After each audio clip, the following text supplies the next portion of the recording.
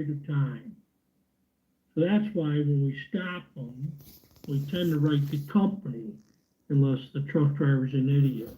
When I say to you guys, I'm not saying that to be mean, but it's like it's Lily, I'm gonna pick on you if I can see it. Lily, if I said something disparaging about your hair, say, oh, that hair of yours is terrible. It's being disrespectful. It's kind of what the cops. You want to be disrespectful. As I told the rich guy, why don't you just take the pen out of my pocket and start writing you tickets? I think I wrote that guy 5 tickets that day. He went to court and got found guilty on all of them. But the truck drivers, for the most part, like one truck I used to drive the police department, I had a CB radio in there. And some guys be so upset with us being on the freeway, you don't belong out here. But a lot of truckers would say, hey, thanks for being out here, because we're keeping people honest, we're making them go through the speed limit. I mean, you got a truck at 70 miles an hour. That 5 miles over is huge when it comes to stopping distance. So you mentioned prescription drugs. So truck drivers, if they know, are they getting like a cold medication? All of us may have cold medication, may make us drowsy. Are these drivers getting some type of something to make them stay awake longer? Yeah, they still use speed or methamphetamines. But they can get drug tested, though. Yeah, but it's kind of like rolling the dice. Oh. If I get stopped, right, I think you're going to test me, because your average stop, and I think you guys did the one section when they talk about a person trained in drug recognition. Yes, we talk about that in class too, the drug recognition expert. So most policemen go to these special schools. I went to them, and you're sitting there looking at their eyes, and as you're looking at their eyes, it starts to look obvious to you that they're on something. Yep. You're going to do the horizontal gaze, the stigma up and down, and they say, oh, you can tell what it is. I couldn't tell you what they're on, but they're on something. So that piques my interest. Then I'll take them for a blood draw. Ooh. And if it's a Schedule 1 narcotic or any kind of drug that says on the pill bottle, do not operate machinery, it's an automatic violation and conviction. So I want to, it says roadway problems. We can't blame it on our infrastructure. Our roads are bad, just like any roads across the United States. Can potholes adversely affect truck drivers at a greater level than cars? I know they carry 50, 60, 80,000 pounds. And I've been in the truck before. My friend drove me from the metro area through the bridge into Buffalo, New York. So I had that experience. I mean, our roads, how do roads impact truck drivers? That's what I want to say. Well, when they have these bad potholes, if it doesn't hit the steering unit, meaning the cab. Wow, yes. Most of the time, it won't affect them that much. What will happen is it will blow a tire, possibly. Ooh. They may not know if the tire was blown. True. They get to check the vehicle, or somebody comes up next to them and is pointing. Yep. And sometimes it will heat up. It will actually get on fire. Oh my gosh. You mentioned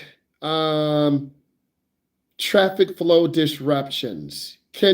Is that like heavy traffic going through the tunnel to Canada, going to Buffalo, New York, going on these interstates? Does traffic impact a trucker at a greater level? Or again, I'm not a truck driver. I've been in a semi truck once. Well, most of the time with the CB radios, they know well before we, as civilian cars, will ever know, because they hear it. They'll be talking, yeah, at the marker 101, we got this happens, traffic slowing down, and somebody come back, yeah, I went through there, take you 5 minutes to get through there. They keep going because they have no way to stop. Sometimes some of the truckers will get off and they'll try to take fishing through and getting around it. Yes. You know, you were mentioned up in Buffalo, what is that, the 40, is it the 402 or the 401? It's been so long. I think it's a 401. That's the only road, people. That's it. Yep.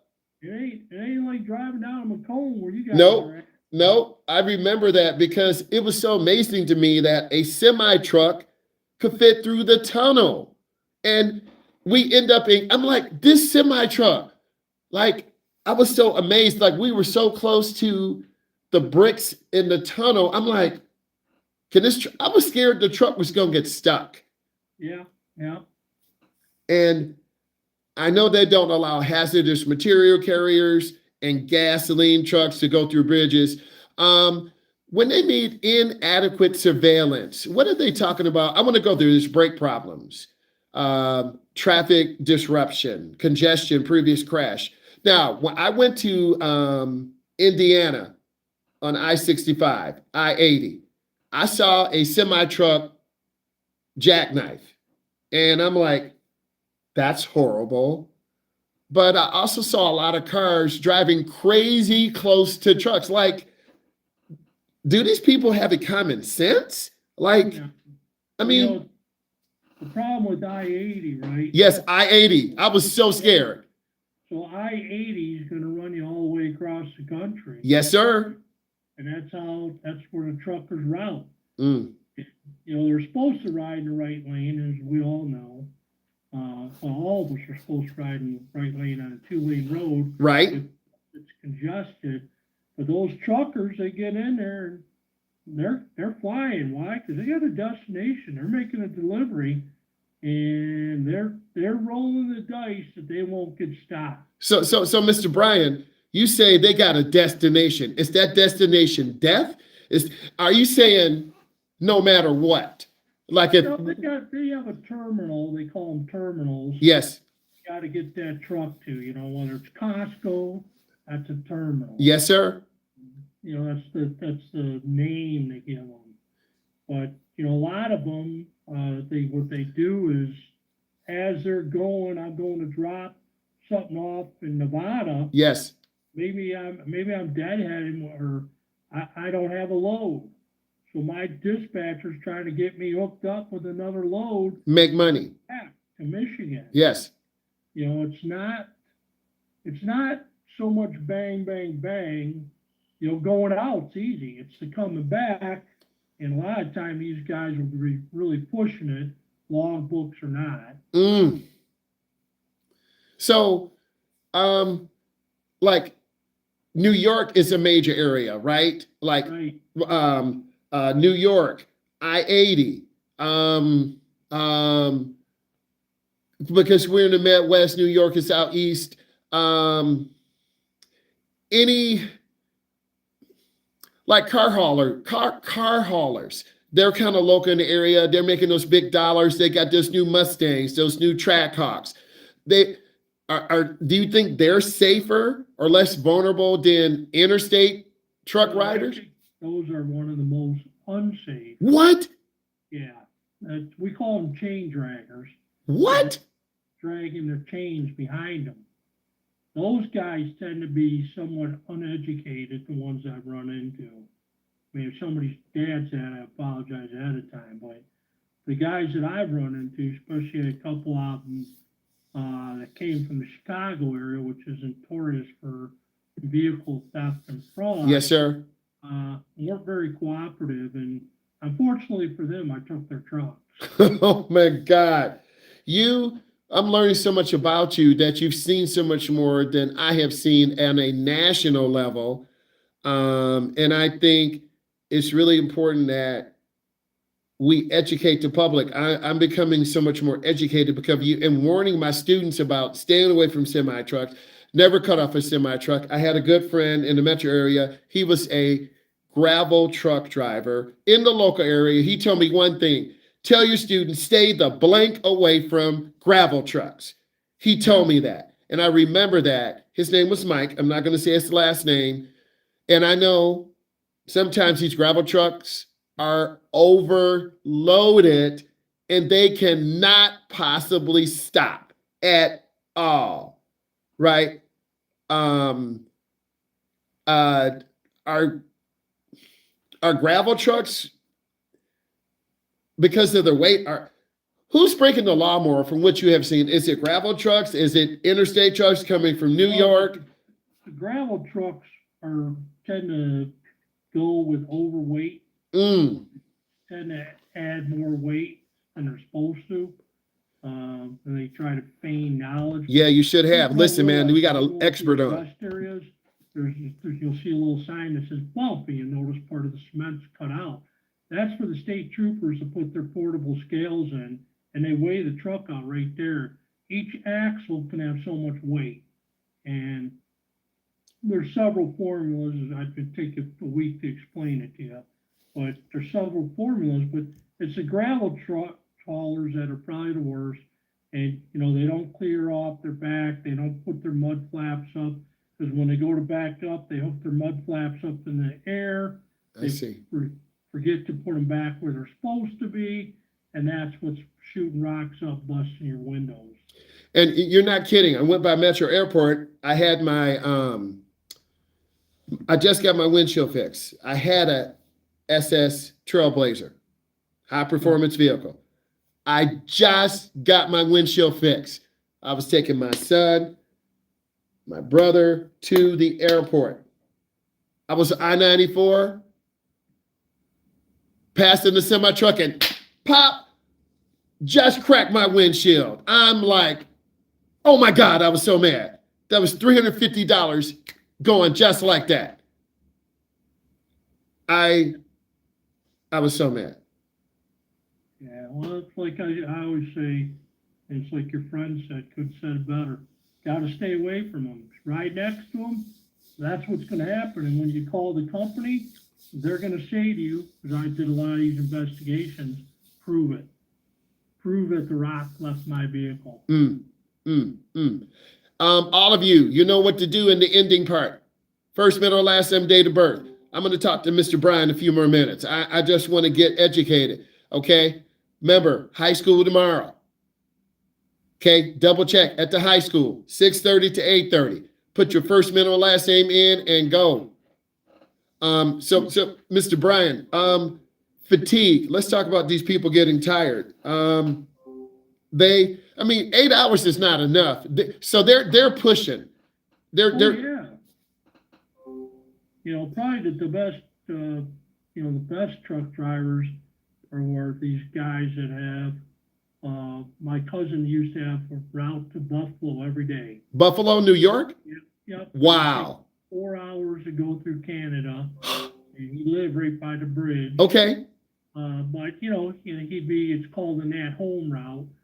And those tend to be guys that aren't pushing anything, But when you talk about these over-the-road truckers, I had one guy stop and talk to him, this real nice hillbilly dude. He just telling me the way it is. And he goes, I'm not even tired, but I'm stuck here because of my logbook.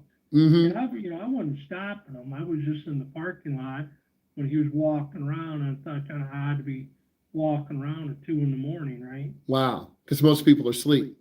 Yeah, so we just talked, sat there, and I actually said, "You want me to go get you coffee?" He goes, "You don't care?" I go, "Yeah, I'll be right back." I went and got us both coffees, got out, and learned a lot about trucking from the guy. Peyton, I see your message. I'll see you at the test tomorrow, okay? There was like 2 things I need to talk to you about, like pertaining to the test and like my drive. Peyton, I'll speak truth. I talked to my manager. You know what? Let me call him tomorrow, and then I'll call you or text you. Okay? Okay. Don't stress. Can I just explain real quick? You don't have to explain to me, Peyton. No cap, no hate. I've been very honest with my boss about the whole situation because I want to be very transparent to you, because when you're teaching someone how to drive, if they're not mentally, emotionally ready, and Peyton, you're not the first one. You're not going to be the last one. My grandfather died. Peyton, I understand, My dad died too, and I've had some very emotional things happen. And I understand that. And all the state cares about, I have a timetable to get you done. Yes. And I follow the law. I follow the timetable, and I've been in communication with you, my boss, so there are no surprises. I'm always trying to put my students first. So Peyton, I want to put you first. I'm going to call my boss tomorrow. I sent him a screenshot of the message you sent me, and he knows, the first drive you couldn't do. The second drive, you weren't ready. And I really don't want to go through all this on camera. It is recorded. No, I'm putting you first. But Peyton, I tried to put you first. So I have to talk to my boss to decide, are you even eligible to take the test? Because we have 0 drives for you. But I need to know. They may say, let her take it. Or they may say, no, she has 0 drives. So I'm going to follow state law. You understand? Yeah, that was the other part. But I don't know, Peyton. So I got to talk to him tomorrow. And then I can call you or text you, okay? Okay, I'll shoot you a text in the morning when I get up explaining. I'll be at school because I'm an educator, and I'll talk to him maybe between 10 and 1. I'll talk to him, text him, we'll bring it up you, and he'll say, he's going to read the rules. We're going to follow the law. And then I'll let you know, Peyton, okay? Yeah. Okay. I'll talk to you later. All right. Talk to you later. Bye. Jacob, everything good? I wanted to ask, I missed like 10 minutes today. Does that affect my test tomorrow? No, Jacob. Show up for the test tomorrow. Okay. All right, bye. Okay, bye. All right. So, Mr. Bryan, this is really educational to me, and we're kind of looking at this and just going in a deep dive. So this gentleman was just walking around 2 a.m. because he still had to get rest, but he's so used to pushing. And you and him had this conversation. Yeah, I just, it was kind of funny because he told me about him and his grandson, Red. And he told me about all the hookers and the truck stops and, all the stuff. And I asked him, I say, listen, we don't really have that type of truck stop around here. Exactly. And he's like, can I go, are these really full of hookers and drugs? And he goes, you can buy anything you want in these truck stops. True that. That's why, that one thing when they talk about buying a place of full or safety, I got a gun on me most times. Exactly. Or top, so everything to me is safe. But for most people, I don't exactly think that the rest areas are probably the most safe place for most people. Yeah, you can meet anyone. You got to sleep with one eye open, right? Yeah. And it's hard because you think you're driving, and I sleep for 30 minutes, I wake up.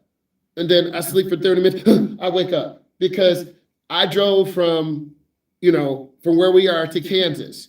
I drove from where we are to Texas.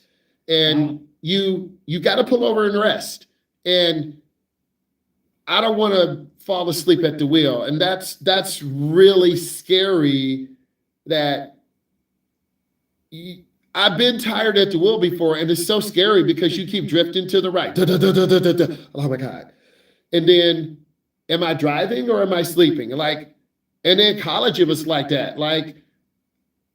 God meant for me to be an instructor. God meant for me to be safe. And this happened in St. John's Mission. You know what I'm saying, right? St. John's. Yeah, I've been out there. Okay. And I could have went off the road and died. But I remember cars, I heard people honking the horn, flashing lights. It wasn't meant for me to die that day. And I was taking my college classes before I became an instructor. And I remember leaving college after football practice, tired, trying to get home. And I should not have been driving. Okay. And I don't drink energy drinks. I wasn't a big coffee drinker in college. And I tried a Monster energy drink one time. It just blew up my heart rate and I started shaking. I said, never again. And a lot of people are taking these Monster energy drinks and it's very dangerous. And when I see a teen taking a Monster, because they take it to stay up at night and study. My daughter was taking it to stay up and steady. I mean, she's straight A's, right? But at what cost? At what cost you're going to collapse, and then you're going to try to drive home 3 hours? But you know, and then I know there are cameras in these trucks now, and do all truckers have cameras, or only some, or is this a new thing? I want to say probably 60%, 60 to 70%. 60 to 70%. Well, yeah, because you know you know, I talked about the $5 million umbrella policy that these truckers have. Yes. You know, they're smart enough to know there's people out there they'll take a hit. They'll pull right in front of a semi, take the hit, and sue them. You know, I had a lady do that on Farmington Road north of 9 Mile. There's no one around. I'm driving a new Suburban. She slammed on her brakes so I would hit her. I hit her, and I called 911. I say, hey, send a supervisor and send one of your officers. And I wouldn't let the lady move her car. And I was in full uniform. She didn't see that. Wow. And they got there, and I said, this is nothing but fraud. Wow. Ticket. There was nobody in front of her, and she slammed on the brake. There was no squirrels. I go, this is part of a fraud ring. So they investigated her. She had been in numerous accidents. Wow, that's crazy. Yeah, I had an anonymous call once that told me on Plymouth Road between Inkster and I think it was Farmington, there was a current fraud ring working, and they were whatever your classic gypsy people are, you know, your Albanians. Yep, no hate. You speaking truth. Yep, and that's what they were doing. And you know, it's funny, Miles, we had 3 Albanian families, the gypsies. I don't think it's Albanian. There's another Romanian Okay. that lived in our city. No cap, no hate. One guy that had this house that you couldn't believe. That guy was the king of all the gypsies. What? Everybody thought he lived in Chicago. That's where they thought he lived. Wow. I interacted with them, and interesting, that guy we never got. I wrote his daughter 6 tickets one day, and she asked me if I wanted to come over the next day for lunch. 6 tickets. 6 tickets, yeah. Miles, I used to teach the Michigan Motor Vehicle Code at the Police Academy for 10 years. Wow. I know it inside out. But once I realized who I had stopped, I loaded her up. But the other 3 families that lived in our city, within 2 years, we had locked up all of them. Wow. And it was, you know, their big thing was, one of the big things they were doing is retag on like a minivan, but like your Astro van. Yes. And a couple of other. And I remember you said one of your kids is a policeman, so you probably is a little bit familiar with it. Yes. But King of the Gypsy, I talked right to the guy. And he's like, well, you ever want to come here and have lunch? And I go, well, why would I want to do that? Yeah, try to poison you. You'd be crazy going anywhere near that guy and his family. Yeah, a lot of these people and these truckers, you know, one thing the truckers were doing for a long time, on the cab part of the truck, they were backing off the brake calipers, so when they engaged the brakes, it wouldn't use the brakes.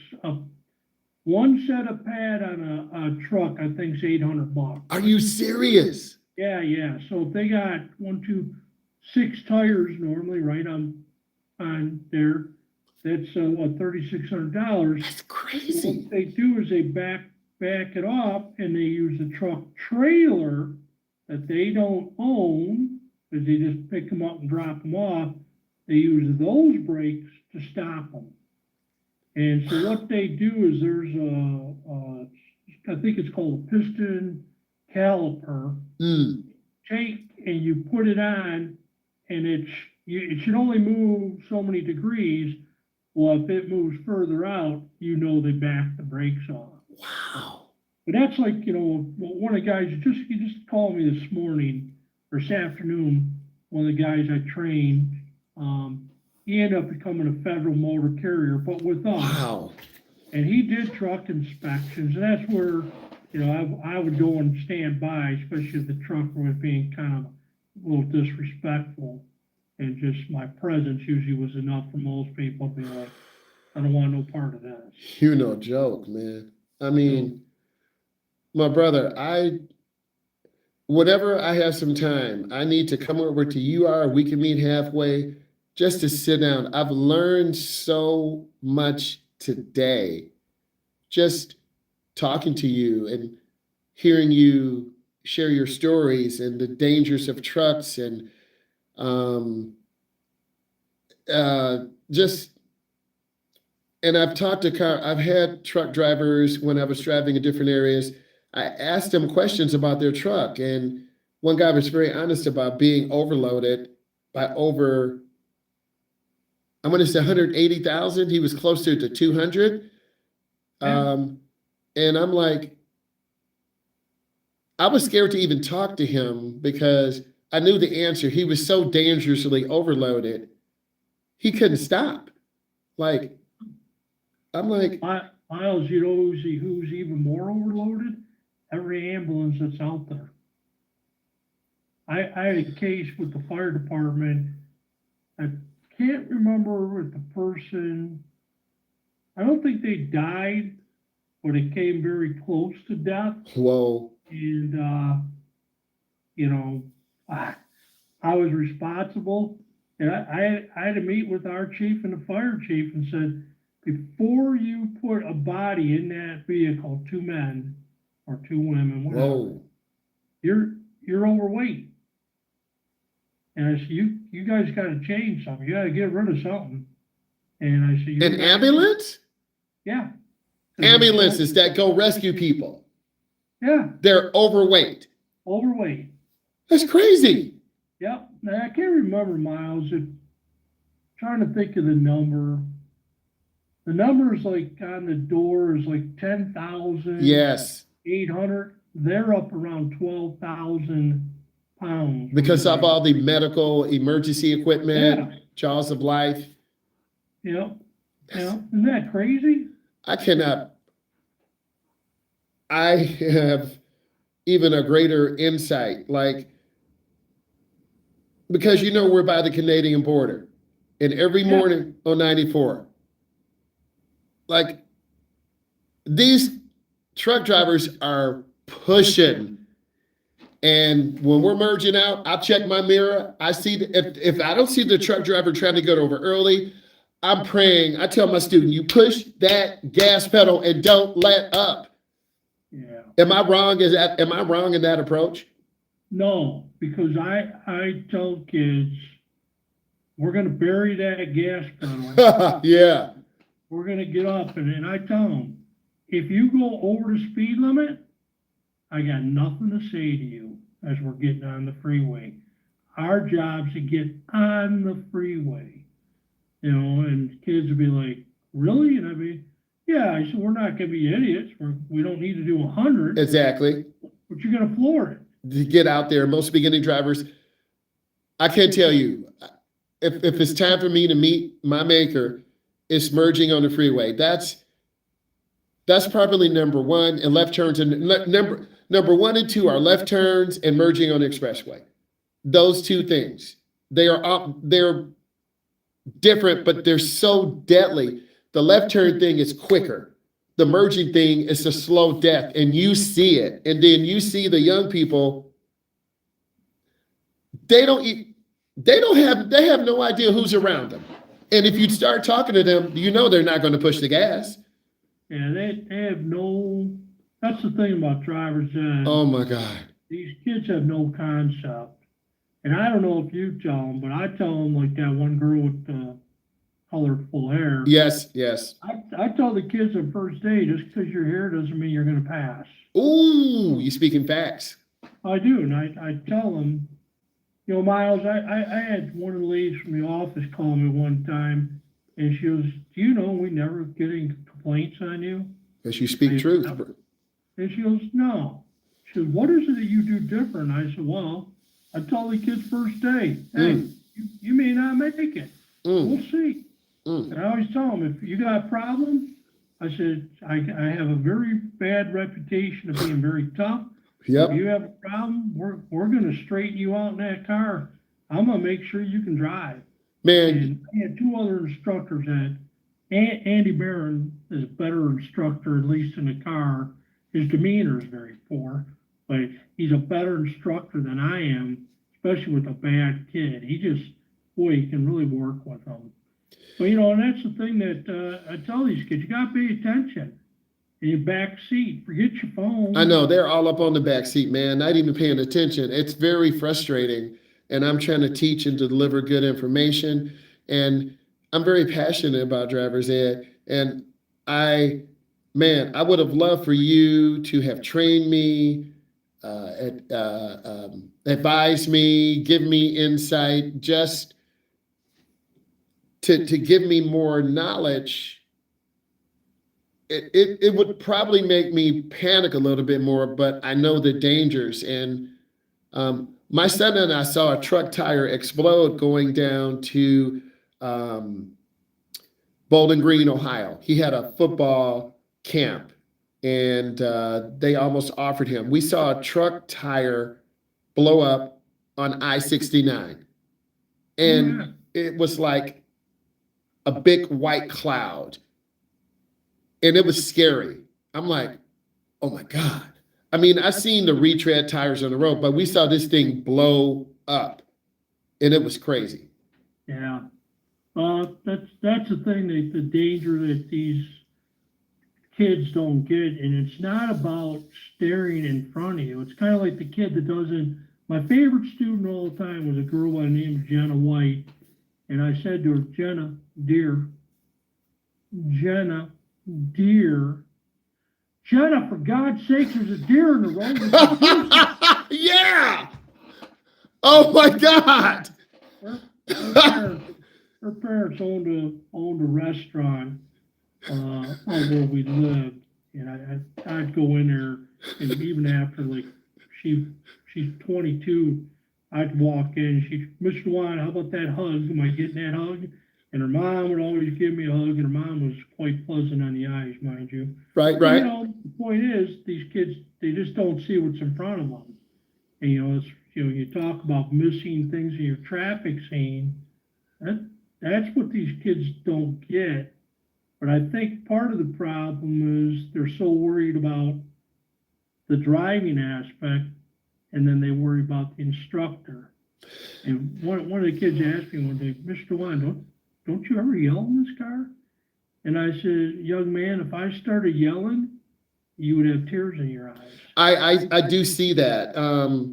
Early on in my career, I was like the guy who talked and talked. But I've learned if you talk too much, they go blank. Yeah. And they really don't know what to do. Like, there's a red light. They don't see the light. You can only go right. Their brains are not comprehending roads, signs. And I know what you mean. If you talk too hard, they'll crumble and cry. I've seen boys cry. I've seen girls cry. Yeah. They'll shut down. Kids are a lot more sensitive today. Adults are a lot more sensitive because I drive some adults too. There's a lot more anxiety. And I think, Myles, it's a lot of sensory overload from us. Yep. One of the things that the kids would, they compare you to the other instructor, and these two boys got in. They go, Mr. DeWan, is it true you don't hit the brake? I go, almost never. They go, how do we not get hurt? And I go, well, you gotta drive. That's why you're here, right? Facts. You got to drive. I go, do you think I'm gonna start going out on your dates with you? Driving? And I was saying to one guy, Mr. Barron, that was always so good. I said, Andy, back off, you're braking, dude. He goes, well, I go, Andy, let them drive a little bit. And the other big thing is, I don't know what you do, but anytime a kid makes a mistake, they're waiting to be hammered like their parent would. I never say a word about what just happened. I wait, and then I'll sit there, I'll let them calm down, and I'll simply say, doesn't it make more sense if we would have done this back there? Preach. Or I'll wait till we pull over and say, you know, I got a good memory. I'll be like, all right, these are the 5 things that we did that weren't real good, and I know you know because I seen your face. True. Because they get more mad at themselves. They do. They get very frustrated. They're perfectionists today. A lot of the last 7 years, 10 years, even adults, they're perfectionists. The young lady who was on here, she's taking college classes and she works 2 jobs, and she had a panic attack. And I understood that, but I understood that I can't let her injure me or the students. Yeah. And I understand that. And just being more sensitive, but I understand the mission. I'm similar to you. I try to use more science, more technology, but you've seen more life. You've seen life lost. You've seen people arrested. You're taking trucks out of commission because you know if you don't do this, instead of one person being killed, it's going to be multiple. Yeah. You have a broader picture. And before I let you go, I've always wanted to get more training.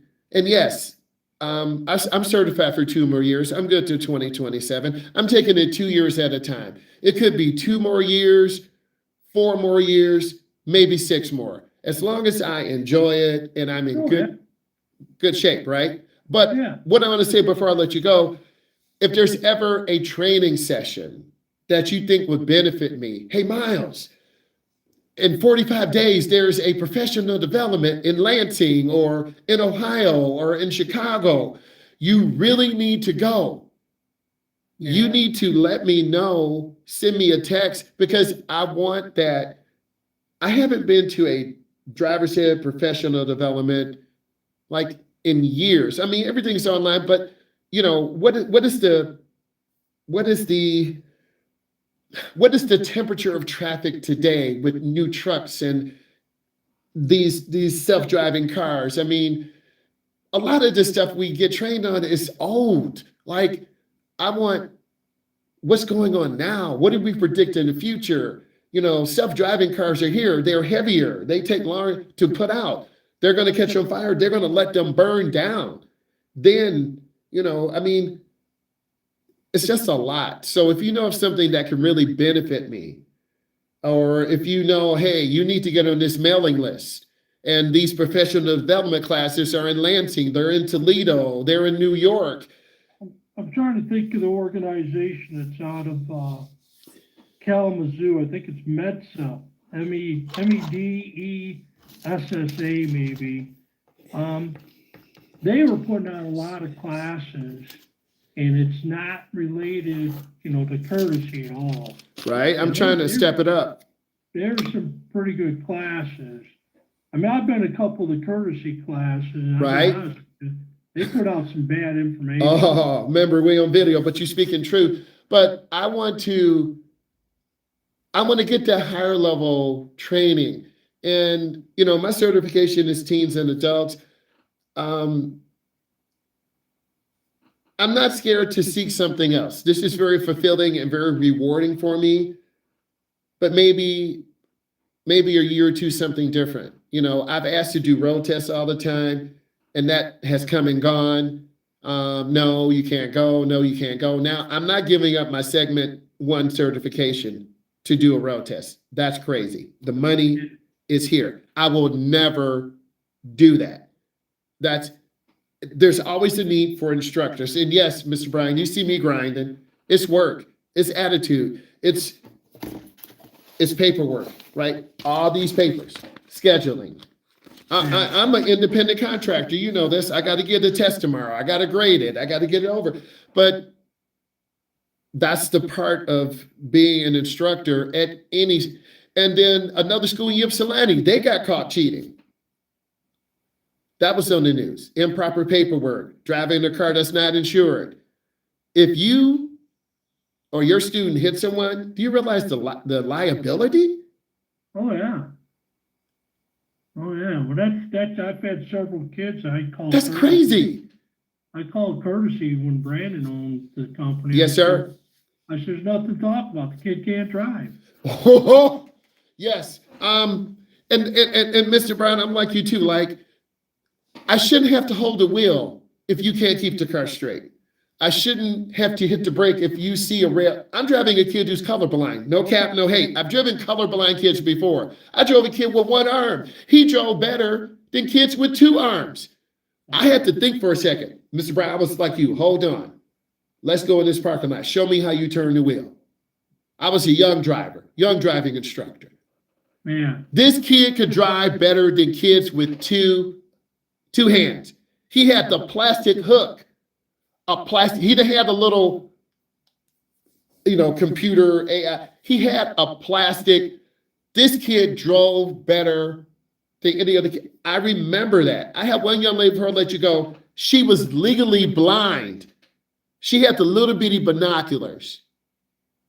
And somehow she passed. You remember those students who have an incredible challenge and they're determined to not let anything get in the way. I think today, so many people think, I deserve to get my license, but you don't know how to drive. You are driving and you can't keep it on the road. I don't chase money anymore because that puts me in danger. I could make $1,500, $2,000 more, but I'm not killing myself. It's not worth it. It's not worth it. And that's how I feel. And I'm trying to work smart, 20 kids. This summer was one of my best summers in about 4 years. But I tried to just have good scheduling. I would drive 8 to 11, take a break, then 1 to 4, and then maybe 4 to 6. And now that I'm back in school, I drive on the weekends because I'm emotionally spent. I'm tired. But Mr. Brian, I will write that down. If you know of any organizations, email me, text me, let me know. I'll see if I can't find it, because I went to mostly their online segment. Yes. And I actually found them really good. Well, I'll do online too. I was listening to a truck driving one. They were talking about the dangers of trucks. I think this is out of Kentucky or Indiana. And it was like a Zoom call. And it was like a DOT safety call. They had truck drivers tell stories. I was like, this is incredible. And I know a lot of them are online now, and that's the trend of the future. Yeah, Mr. Brown, I just want to say thank you. I'm blessed to be in your presence, and one day I'm gonna meet you. You personally you and your wife, or you have a breakfast, lunch, or dinner invitation on me. I'm letting you know, I'm gonna treat you one day. I will meet you one day, okay? Sounds good to me, Myles. Have a good day. All right, I'll let you go. All right, bye. Bye-bye. Guys, you heard a real talk. Let me read some of these comments. How can we switch lanes safely? Have good speed control, look over your shoulder, and check a blind spot. This gentleman, he was a officer, worked for the FBI. I can't say more. He also worked to inspect trucks. I failed my test recently because my instructor was very impatient and did not speak very good English.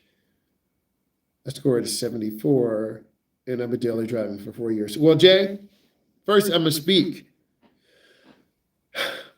We live in a multicultural world, Jay, and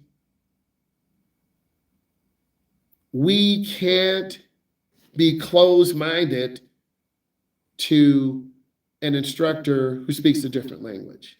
We're in the United States. English is the number one language. Number two is probably Spanish.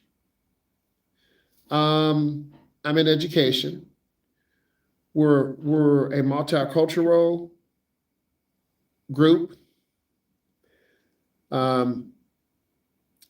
The Latino and Spanish-speaking population is the largest minority group. It used to be African Americans. You can check that. The demographics are changing. And a lot of groups of people are scared of that. I'm using education because I respect this public platform. And I have the American flag in the back because I'm a proud American. And that means something. A lot of people try to cap you this, you that. I'm a patriot. My cousin was in the military. That means something. I understand more now about some of the things our leadership is saying about our truck drivers. And like I said, I had a chance to get in the truck and go through Canada up to the Buffalo, New York. Of course, that was over 10 years ago, but there are a lot of truck driving accidents. Jay, I also think I'm a driver instructor. I want to push. I'm trying to learn. I'm trying to get better all the time. And I want to learn about the dangers of truck drivers. I want to learn about the dangers of self-driving vehicles. I want to learn about the dangers of the next generation driver ed instructor. One day when I retire, they're going to be in a self-driving car. We have the Mach-E Mustang. We have the Tesla. We have the Chevy Blazer that is electric. And they're already using electric vehicles in driver's ed. In fact, one of my friends I saw on a social media platform, I'm not going to mention it, he got his instructor brake installed in his Tesla. Now, you got to remember, the battery pack is on the floor. So I'm interested, how was that brake built? And I got his number. I'm going to go with him, catch him, and I'm going to say, hey, I saw your video. And then I want to do the driver's ed thing with the Tesla. Right now, because I think Tesla has the biggest value and range and electronics, but he's got, I want to say it's a Model Y. Don't get me wrong. I'm not real educated on there. But how did he get that brake installed? You know, you can't drill through the floor because students are going to be running through and I'm going to catch him. I'm going to make some videos. I'm going to talk to him. I just want to learn.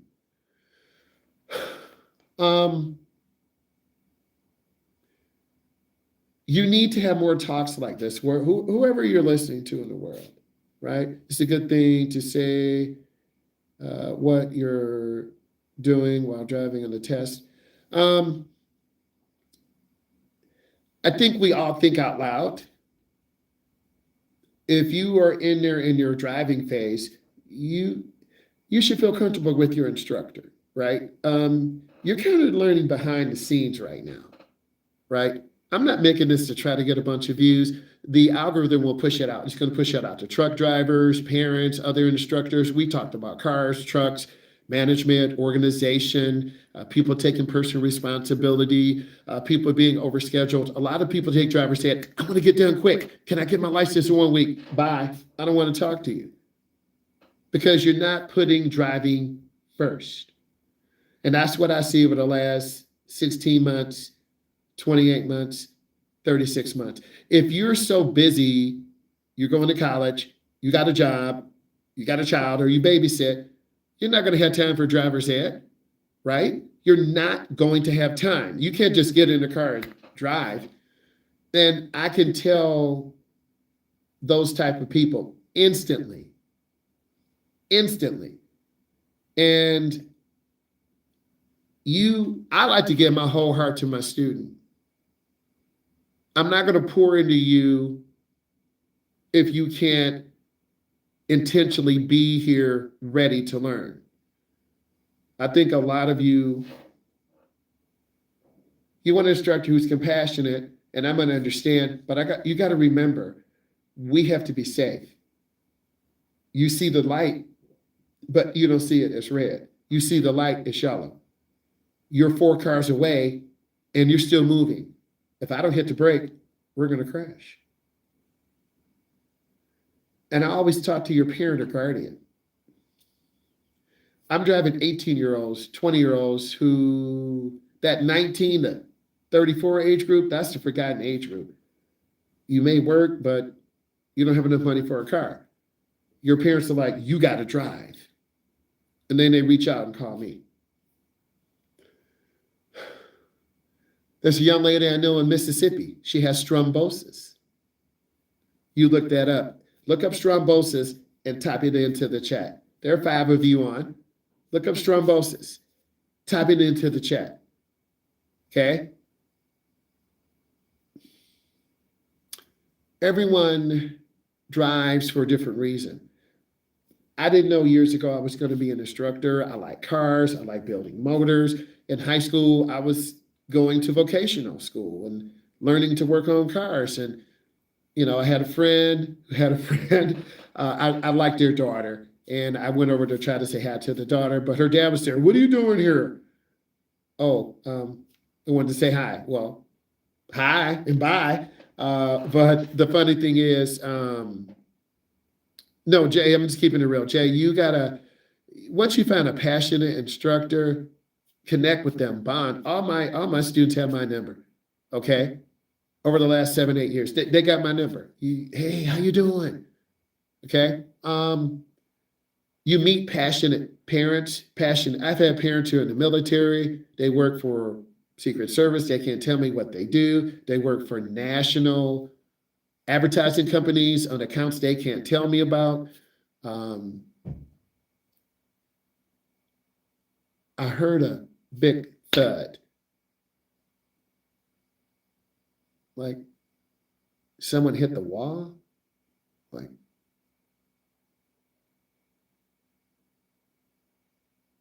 you know how you're in your house and you hear a weird sound? You're like,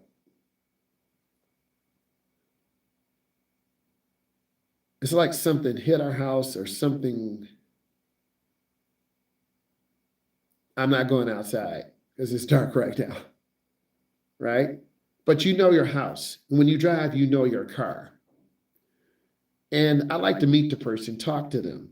How do you dress? How do you walk? What type of shoes do you have? Why do you want to take driver's ed? I think a lot of instructors now are inundated with people from other countries. No hate. I am not hating. I am not hating. A lot of people come into the United States, think, hey, I can give you $1,000. Train me how to drive. Doesn't work like that. You got to go through the classes. A lot of people, 24, 25, 27, your dad's a sheik. Your dad's a prince. Your dad has 10 gas stations. You can't just pay someone to drive them. It takes a process. It takes back to back to back to back safe drives. I've never been motivated by money or cash. You can't. You can't be motivated by money or cash. That might sound better. You can't be motivated by money or cash. Never have. It's about quality of service. And if I can't give you quality, if I'm tired and exhausted, I'm not driving you. If I'm driving you at an off hour and I know I should be resting, I'm not driving you. And this is kind of the real life of an instructor. And you kind of see me through my journey. Those of you who follow, who subscribe, you see me during, man, I'm going to give you an honest opinion. People are very dangerous on the road. We could be going 70, not fast enough. 75, not fast enough. 80, not fast enough. 90, not fast enough. 100. You could be doing 100 and you're passing 1 or 2 cars. Everyone else is going 100. What's wrong with this picture? Well, they just got to go where they're going. One wrong turn, you flip your car over. I've seen cars flipped over on their way to work. There was a police incident. There was a police chase. They shut down the expressway. It was the Charger that was flipped over. I don't have to be to work to 8. I get up at 5. I try to leave at 6 because the closer I leave to 7, 7:30, it's crazy dangerous on the expressway. So I try to get up early. And those of you who see when I go live, you're like, yep, he does this. He does this, yeah. It's more violent today. People are driving crazy fast. Like, if the speed limit is 70, they're about 75. If you're in a hurry, you're about 77, trying to pass cars. If you are in a hurry and you're late, you're doing 85. If you're in a hurry and you're late and you got to get there now, you're doing 85 to 90 to 95 and 100. You're cutting in and out. And you see cars like that. You see packs of cars. And the biggest thing, facts, Jay, I'm never going to lie to you. Or any of you listening. Why don't you guys come on and talk? And I try to drive in the middle lane. I'm an instructor. I can't be out stunting around doing 100, 110. I will lose my endorsement. You think I'm stupid? No. I like my driver's endorsement. I'm stacking. Money, stacking, right? And we're doing fine. I like staying busy, but I'm not going to kill myself. I used to drive, the class was 36. This is in person. I would drive 26. My backup instructor would drive 10. Ultimately, it comes down to me. If one of my students or parents, I don't like the instructor. I can't understand him. He's mean. He grabbed me. He scratched me. I'm like, oh my God. I'll take care of it. I'll always put 1 or 2 students on my back. That's that personal ownership. That's what you guys don't know. You don't hear other instructors on the internet talking about this. Oh, let's go through the fairway. Oh, let's do an emergency stop. I just have a different style. And that's fine. And as you guys get to know me, you're like, bro, preach. And some instructors who are young, under 10 years, they don't want to put in the work, because I've taught instructors, they don't want to work. They just want to learn quick. They're mean to the kids. You're going to get complaint calls, and then you're going to burn out. After about 10 to 15 years, if you make it there, you know what to do. You know how to work smart. You know how to stack your money. I can run a whole driving school. But that's a lot of liability. That's a lot of paperwork. Do you really want to turn all that into the state? And the state is going to come to your office. Okay, we need to see all your files from the last 5 years, all your drive cards, all your logs, all your maintenance records. A lot of these driving schools are sketchy. I'm not saying any names. So you want to make 500,000, but you don't want to put in the work. Gary V. Okay, look him up. Gary V, I appreciate you, man. Just being true, being honest, being brave. People always say what they want to online because they hide behind the phone and the computer. You have to be passionate about driver's ed. Some people will never, they want to learn how to drive, but they don't want to put in the time. They want to learn how to drive, but they don't have the time. Okay? When I used to be in person, 36 kids will come in with their parents' birth certificate, Social Security card. I remember those days. It was so painful. But now everything is online. And then you would have the soccer mom. No cap. I'm going to speak truth. Thank you, Grandma. Thank you, Mom. Thank you, Dad. They're going to tell me, okay, we can only drive on every other Monday, every other Thursday. I'm like, stop. Go to the back of the line. I'll talk to you later. Think about that. In person, because we have 6 weeks to get them done. I think her name was Mary. Mary, if you're listening, thank you for the insight. I know you're laughing. Thank you for the insight. Mary said, you need to schedule some time in for yourself in case you get sick. The car breaks down. And yes, when you're pushing through the summer, you get sick, you get cold, you get tired. You need a couple mental days off because the paperwork in class, parents, well, you know we're going out of town July And they need to be done the second week we get back. I'm like, oh my God. And your life becomes theirs. That's what a lot of you don't understand. If you're a doctor, your life becomes your patient's if you really care. And I have a very good nurse practitioner. She cares. She's gotten me in better shape. She's like, you need to get on this. You need to do this. You need to get more rest. Stop playing. She got me in better shape, but I got a long way to go because I'm still in the car sitting down all day. That's terrible for your health. Terrible. I lost 25 pounds and I got to keep going. Those of you who watch me, my face used to be bigger, right? You don't want a really old instructor.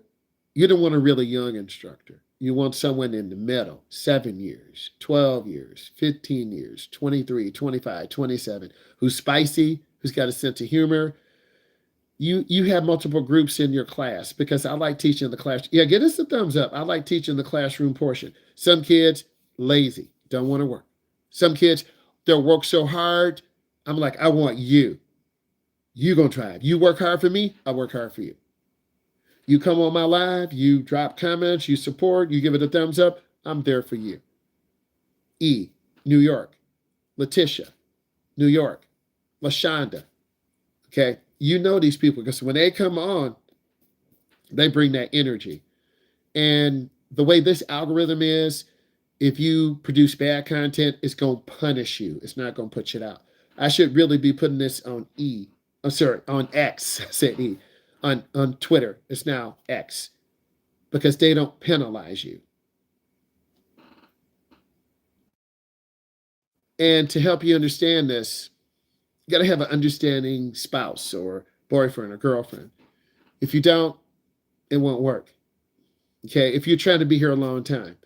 A lot of driver schools are going out of business. They're cheating, no insurance, sketchy records. I try to stay on top of my paperwork because I was that instructor one time, chasing money, getting those $1,000, $1,500, $1,800 checks. I wasn't having good quality of life. And something bad needed to happen. Now, I do my paperwork. I do a good job.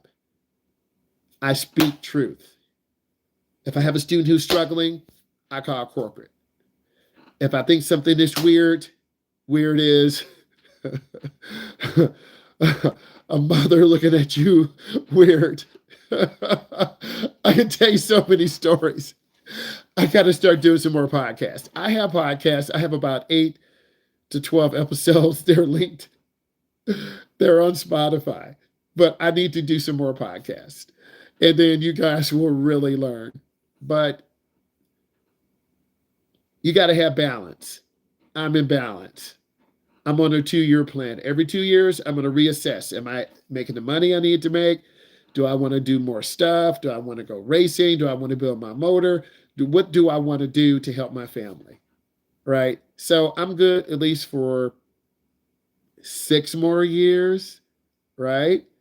But I love people and I love working, but this takes a lot of time. And as you guys learn, this is time, but you're taking the time to listen to me. And I think you just got to find that passionate instructor. You can tell in my face. And when you watch me in the morning, hear my voice, you can tell. I'm going through some stressful stuff. It's stressful out there. And I try to drive in the middle lane, not messing with anyone. And people are like doing 800 behind me. And I'm doing 70. I'm doing 75. I'm not driving in the right lane going slow. Okay? And for a lot of younger drivers, they're like, I'm just going to get in and drive fast. You're about to die. You're about to get tickets. No one does that. People say all these things online, but clock that. You're just talking. Right? I can invite some of you on my live. Oh, no, I don't want to come on. I don't, no. Right? I always try to speak from the heart. And it's very humorous, and you do laugh, and you do cry. I've been through some very silly things, some very serious things. but I always try to find the good in all people. So guys and ladies, I want to say thank you for listening. I will edit this out, look back at this, leave comments, follow me, subscribe, look at the videos, and we'll have more talks like this. Bye.